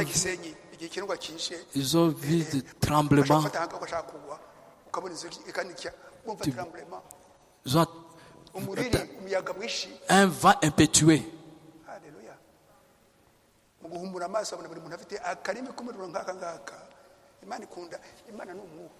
En ouvrant les yeux, ils ont vu des colonnes de feu sur la tête de tout et chacun. Ils étaient étonnés. Ils ont vu une grande puissance. Ils sont sortis vraiment avec beaucoup de puissance, sans passer par l'eau. À ce moment-là, et le Saint-Esprit a utilisé Pierre pour enseigner. Le Saint-Esprit a enseigné à travers Pierre avec beaucoup de puissance. Les gens étaient Amen, Amen, Amen. Alléluia. Quelqu'un a dit, oh mon frère, que ferons-nous? Écoutez ce que Pierre a dit. Répentez-vous. Répentez-vous. Chacun qu'il soit baptisé au nom de Jésus-Christ. Et le Saint-Esprit a cette prémisse-là, cette premier groupe, les prémices du premier groupe.